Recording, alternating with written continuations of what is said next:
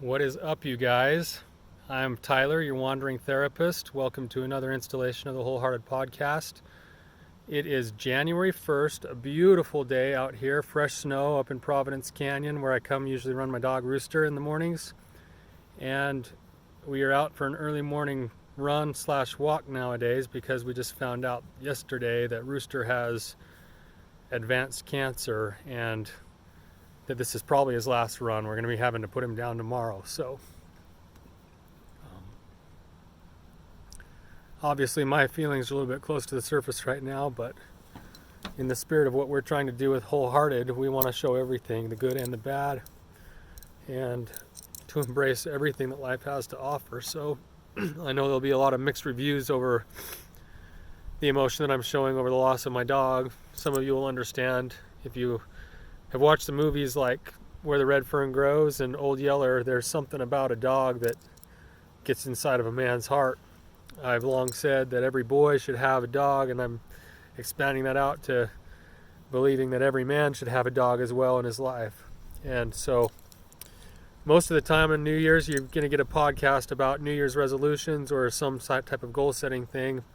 But today, I decided with what's going on in our lives that we wanted to have Rooster be the teacher today. So you guys have seen Rooster running around in the podcast before. He's probably gotten in the way some of the time, and maybe he's even annoyed you running in and out of things.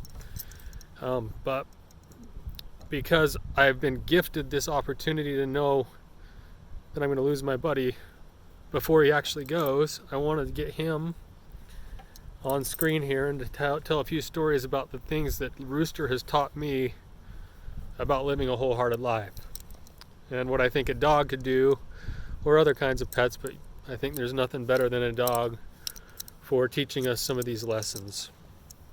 So we got Rooster about 3 years ago, right at Christmas time. Brand new little puppy. If you guys ever spend time with a little puppy, you instantly fall in love with them. And it's okay, bud. It's okay. He's pretty uncomfortable right now. But he was a little puppy, and puppies just have this excitement and vigor for life.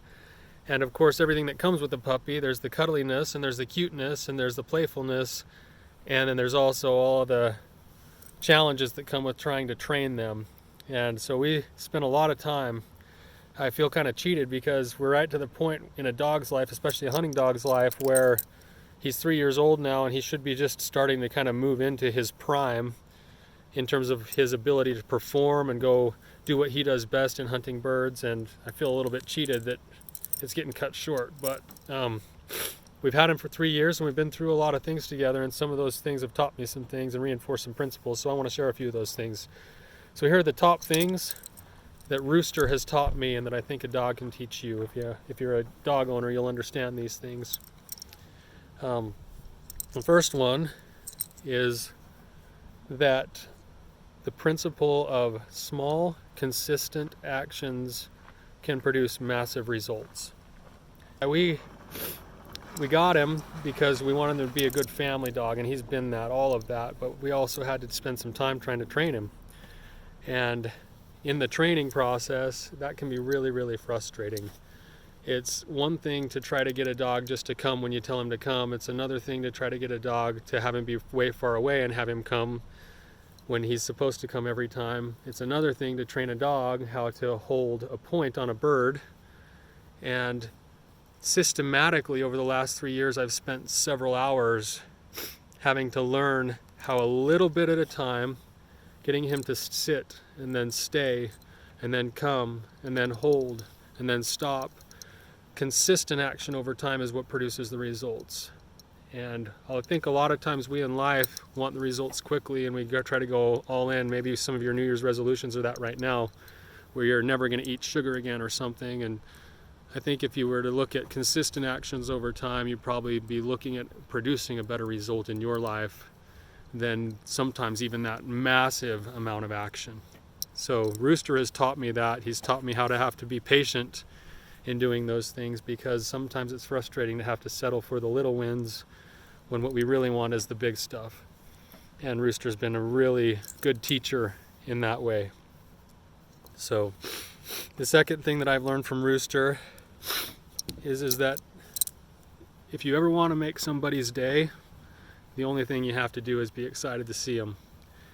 It amazes me that I can be gone for anywhere from a couple of days or 5 minutes, but every time I come home from wherever I've been consistently, this guy is right at the front door, wagging his tail, excited, jumping off the walls, can't wait to see me. And so it's added a whole bunch of flavor and zest to my life to know that when I come home every single day, I've got somebody that's excited to see me. And he, in just that excitement, has had the power of lifting and raising me multiple times in multiple ways, sometimes on days when I've had a really rough day where I feel like I failed at work or I've had a lot of stress, and he's showed up consistently just by being excited to see me.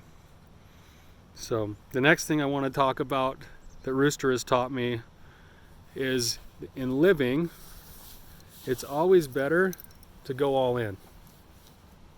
In whatever we're doing and whatever's in front of us, even when we know that going all in might cause us some pain and struggle. And if you guys know anything about the German Shorthair breed, which is what Rooster is, he is a high energy dog. He does everything with full purpose. I remember one time, just kind of the microcosm of this, when I was just still learning how to train a dog. I wasn't very wise with things. I was driving with him and he's in the back of my truck here, and I didn't put him in the kennel like I should have. And Rooster's breed is built to hunt. He's built to try to find birds. The thing that we like to hunt is pheasants. And we were driving up along our neighborhood and a pheasant ran across the road while I was driving about 30 miles an hour. And without thinking, Rooster, being all in on what he was designed to do, jumped out of my truck. And of course he tumbled and he screeched and there was pain. He actually ended up breaking his kneecap in 3 different places, and his kneecap right now is the size of a Tic Tac because we had to have a couple of fragments removed and some tendons reattached, all because of my stupidity. But Rooster doesn't know any different. As soon as he healed up, he's ready to go again, doing exactly what he was built to do, which was to go all in.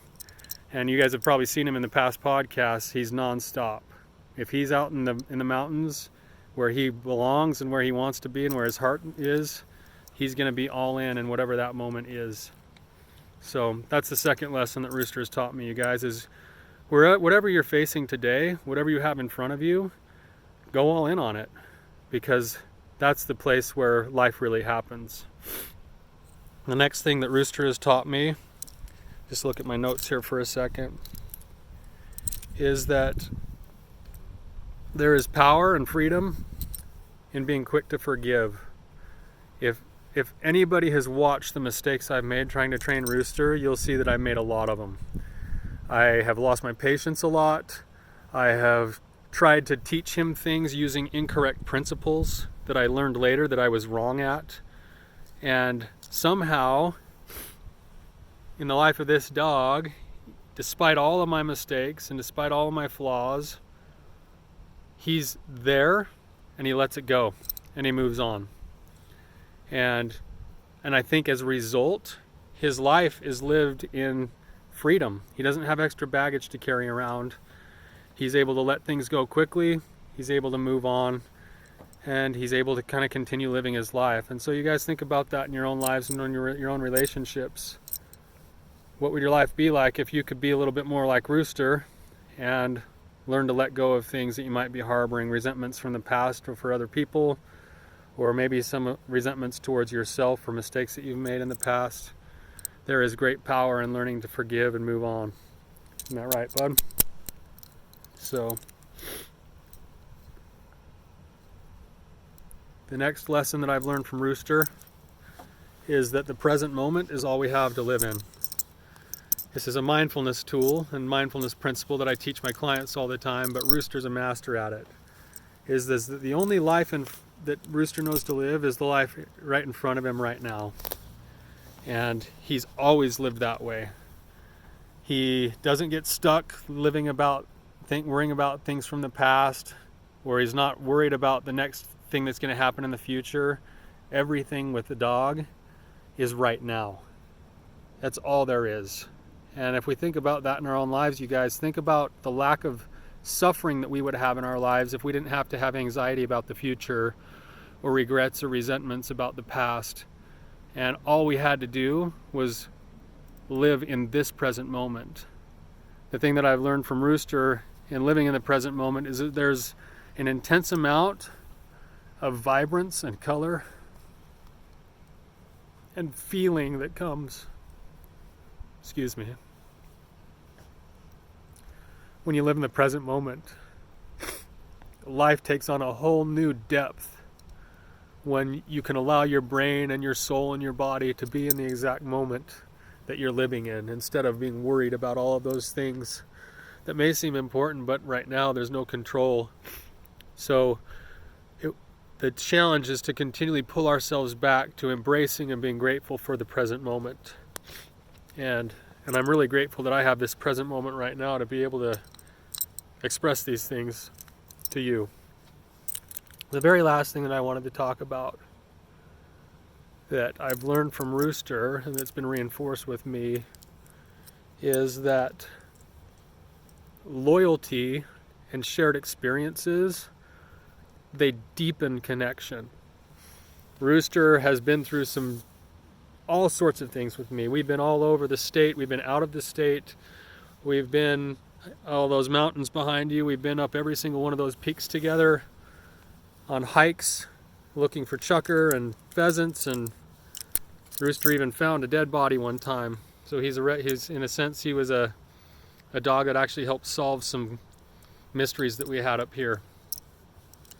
We've had a lot of experiences together. We've done a lot of hunting. I've taken him with me fishing. We have done a ton of hiking. We've done a lot of training. And those experiences have, number one, gotten me to get out more and be more involved in my own life. But number two, they've actually grown. And I know it sounds cheesy to say I've got a relationship with my dog, but our relationship has grown as a result of the time and the things that we've done, and the fact that Rooster has always consistently stayed there and been there. He likes to run. He gets out, but he always comes back. He's always there when I'm at home.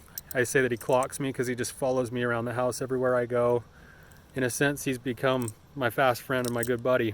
And those shared experiences that we've had together have forged that kind of connection. And I know he probably, if he could talk, would probably interpret it a little bit differently than I do. But I remember one time being out fishing with him, and I just usually let him run around and look for things and just keep an eye on him while I fish. And one particular day I crossed the river, and the river was a little bit swift, and Rooster came looking for me and he realized that I was on the other side of the river, and he spent about 10 minutes running up and down the bank trying to figure out how to find a way to cross, and there was no way to cross. So eventually he found a little cliff on the edge of the river, and he jumped in and he tried to swim, and he didn't swim very well, and he dog paddled, and the current started to push him, and the current pushed him right out into the middle of a log that was kind of sitting out in the middle of the river, and he was just hanging on for dear life. And he kind of was looking up at me with even those kind of like sad eyes that you see right now, like, hey, Ty, you gonna come get me? Like, I'm trying to get over to you. I want to spend time with you. Like, I'm doing everything I can. And so I had to wade out to the river and go rescue him and pull him off that log. But that's what a dog does, is he's loyal. Once you find that connection, once he knows where his safe space is, or what it's supposed to be, even though I wasn't always a safe space for him, come hell or high water, he's going to find a way to make sure that he stays connected. And there is an intense amount of lesson to be learned there. You okay, bud? You feeling a little uncomfortable? It's okay. Come here, bud. Good boy. There's an intensely powerful lesson to be learned in understanding how a dog works with loyalty. Is that if you go and establish yourself in your relationship with your dog, he belongs to you, he gives his heart to you for the rest of his life.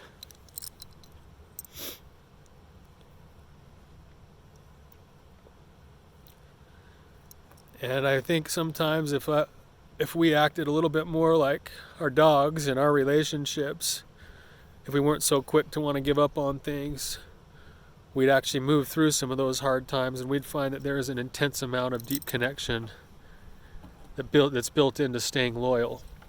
So I know this isn't your typical podcast. I know you guys will have mixed feelings about the fact that I'm crying over a dog. That's okay. Hopefully you guys can take some of the principles that we've shared, and hopefully you can find a moment of gratitude that we've had Rooster here to be our teacher today. So take those principles, you guys. See if you can live in the moment. See if there's a way that you might be able to pull out some loyalty. I think we'd all be a little bit better off if we could be like our dogs. So thank you guys for watching. We'll talk to you later. Say goodbye, Roo.